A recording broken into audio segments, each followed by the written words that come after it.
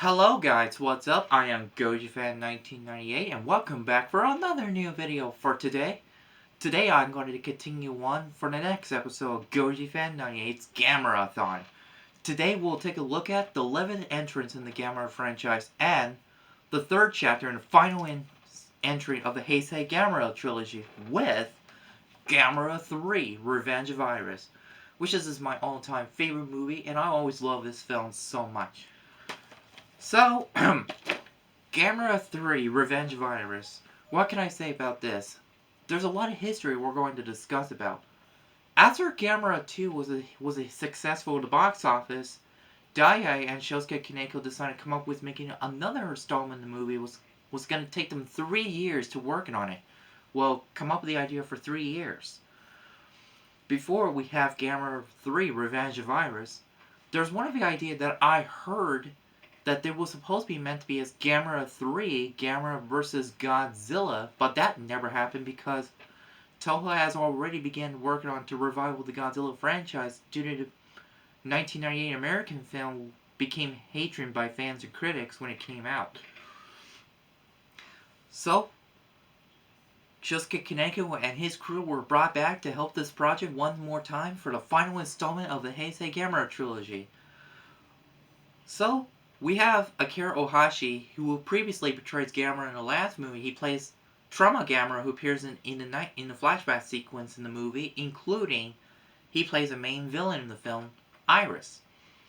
Not only that, we also got the return of Gyaos, in which they are evolving somehow.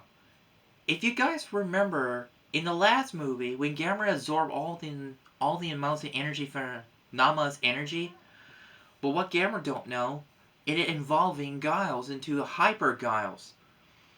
But it was actually Gamera's choice that time, but he had no choice to defeat Legion with more powerful attack. I like everything what they did in the story. It was pretty good, even if it was kind of a little bit slow, until there's some action where Lair comes in.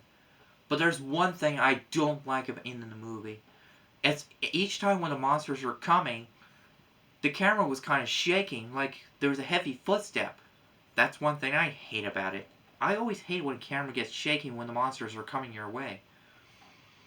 All the familiar cast who came back for the previous movie all reunited again, including the actress who plays Azaki returned, and that lady who was an expert of Gyaos was brought back who hadn't been seen since the first Guardian of the Universe.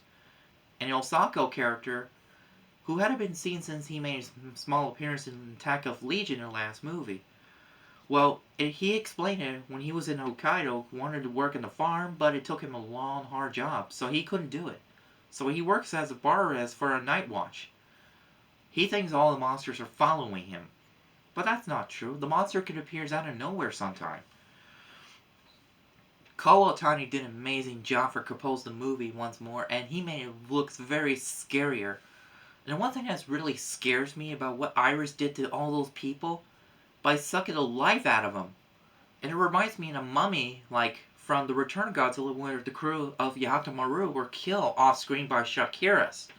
If you comparison between that dead bodies from the Return of Godzilla and the Revenge of Iris, you'll know what I mean. That is really scares me. And thankfully, I did not scream when that's gonna happen. But I got freaked out like, whoa! Ugh! Oh, that dead mummy, that scares me! I like to have a final battle taking place in Kyoto. Until we had to get to the end, there was lots of Gyaos were headed for Japan.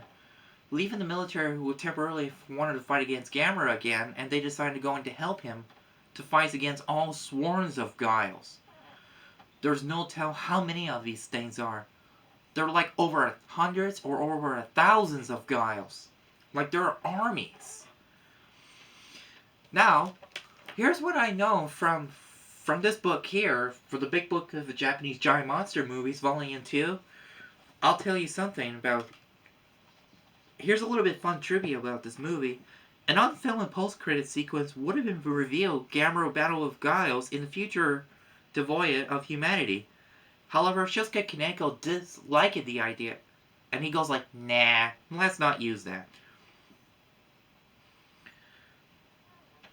And yeah, there's a lot of... There was supposed to be going to be a fourth installment of this. It would have been followed up in this movie.